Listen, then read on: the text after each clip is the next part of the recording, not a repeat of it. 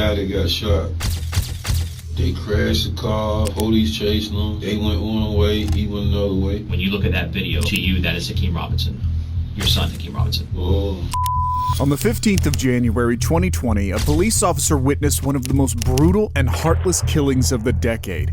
The killer was still unknown, however, police had their suspicions. In an attempt to get more information, they brought in rapper K-Su's dad, where they would break the news to him that his son was part of a murder. What followed is one of the most shocking and unexpected moments in interrogation history. They called it the story. It's on the story saying that killing the toes done. Abdul Robinson Sr. was the leader of a violent gang in Jacksonville, Florida, and brought his sons along with him. One of these was Hakeem Robinson, better known as K-Su, a rapper that had recently been fighting with another rapper online. Charles McCormick, aka Lil Buck, had released a diss track on Hakeem. Just weeks later, dashcam footage captured McCormick being shot dead by a man with an assault rifle. A manhunt ensued before Hakeem and 3 other men in total were arrested in connection with the murder.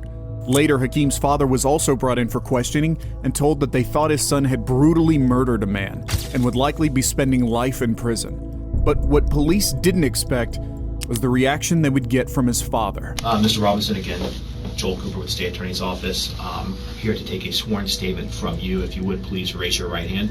Mr. Robinson, do you swear to tell the truth, the whole truth, and nothing but the truth? Yes, sir. You understand that the oath you just took is just like taking an oath in court, and that if you lie in a material way, that is a felony. It's called perjury, punishable by up to 5 years in prison. Do you understand that? Yes, sir. The detective asks Abdul a few more questions, confirming the oath and ensuring that he isn't under the influence or being threatened. He then checks some details and moves on to discuss the murder of Charles McCormick. Now, today you're obviously familiar with the person. Yes, sir. Okay. As it relates to your case. Yes, sir. And his nickname. Yes. Are you aware of a song put out prior to him being shot and killed in January 2020? Yes, sir. And what was your understanding of what that song was about? It was a diss song about. So you said a diss song? Yes. Did Hakeem Robinson know about the song? Yes, sir. Did he ever talk to you about the song? Yeah. And how did he feel about the song? He didn't like it. Before the murder of McCormick, there had been a long-standing beef between the two gangs ATK and KTA, with multiple bodies lying in its wake. Being the leader of ATK, it's obvious he would have known parts about this, but he maintains he was never directly involved. However, it's as we come closer to McCormick's murder that things get cloudier for Abdul.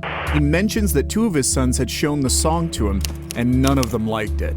What's worse for him is that directly after the murder, he received multiple phone calls from suspects directly asking for a ride away from the scene. Now, going again back to January 15th of 2020, that day, were you called by Abdul Robinson Jr., your son?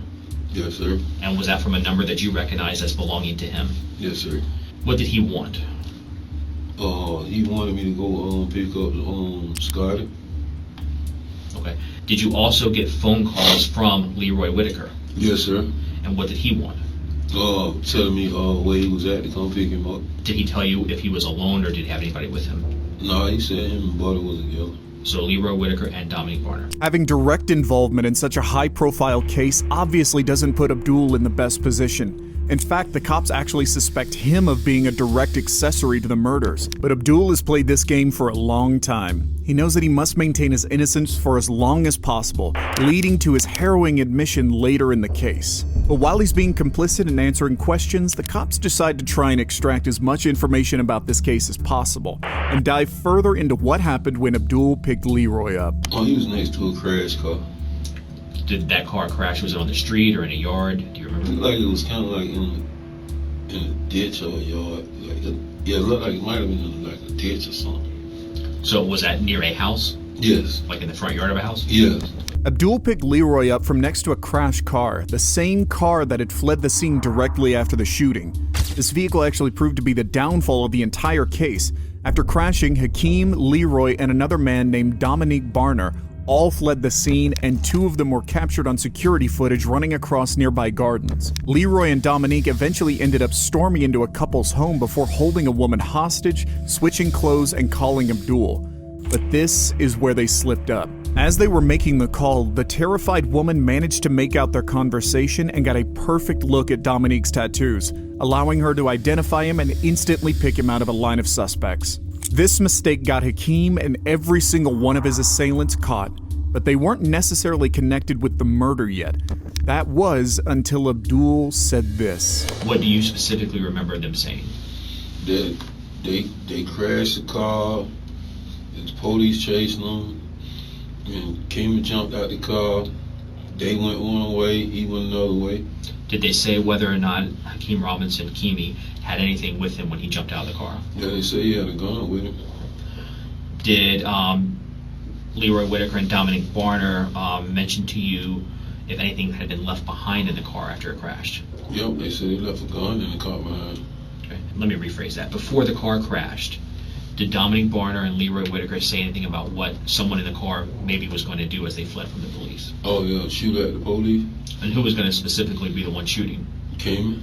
While no gun was actually found in the crashed vehicle, it's starting to become clearer and clearer how little Abdul is holding back. Remember, Hakeem is his own son, and he's currently the #1 suspect in a murder investigation. While he's under oath, he must tell the truth. That doesn't mean he has to answer any of the detective's questions, though. But he's choosing to willingly answer every single one, sparing no details. So far, he's told him all of the details of the day, the fact that he had a gun on that day, and that he was planning to shoot at police while fleeing from them. But even after all of this, he's still not done snitching. In addition to that information, did you learn about being shot and killed? Yes, sir. And who told you that? Scott explained to me that it was a guy that got shot. It was a little while back before this situation at a gas station that made the song. So Leroy Whitaker was explaining to you it was a person that had been shot once before? Yes, sir. And who shot him the time before? He did. Scotty? Scotty. And the reason was because of a song that he put out? Yes, sir. And so when he told you that information, were you aware of who this person was? Yes, sir. Abdul has now confirmed a motive for the shooting, stated directly that the reason for the shooting was the song and long-standing feud between Hakeem and McCormick, and even stating that Leroy had shot McCormick once in the past. However, while it might not seem like it, possibly the most incriminating statement of all here was when he said he knew the victim before Leroy even mentioned it. He makes it clear that he's known about McCormick and the possible plans to get revenge on him for a while, which can easily be used as a way to argue that the murder was premeditated. And if Abdul knew that McCormick was the victim before he'd mentioned it, it heavily implies that there had been discussions about it previously, increasing Hakeem's sentence drastically. It seems that all respect he had for his son has gone out the window, and he's fully fessing up to the cops on his behalf. This is when Abdul decides to fully seal the deal and makes a harrowing admission that would shock the detectives, ruin his reputation as a gangster, and seal his son's fate forever. Did you see anything on social media posted by your son Hakeem Robinson that concerns you? Yes, sir. And what was that specifically?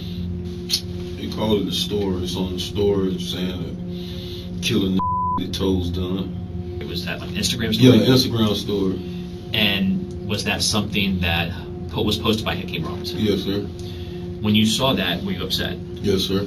Did you try and reach out and speak to Hakeem Robinson? Yes, sir. And when you spoke to him, what did you tell him? I told him he need to take that down. Did he deny being involved when you told him to take that down? No. Now, as part of the discovery in this case, you've had an opportunity with your attorney to watch what I'll refer to as a dash cam video, a video that actually recorded the murder of Charles McCormick. Is that correct? Yes, sir. And you've watched that? Yes, sir. Now, when you watched that video, could you see what the shooter was wearing? Yes, sir. Could you see how the shooter ran? Yes, sir. How the shooter moved? Yes, sir. Did you also see the firearm that was used? Yes, sir.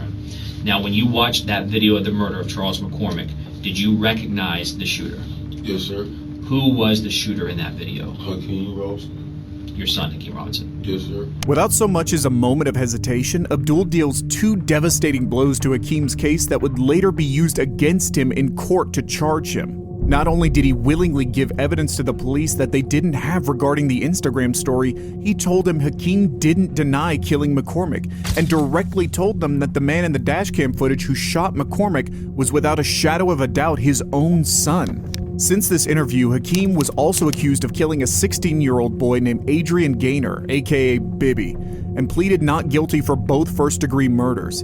As of right now, his case is still ongoing, but regardless of the outcome, his entire life has been flipped upside down, all thanks to his dad for telling the police everything.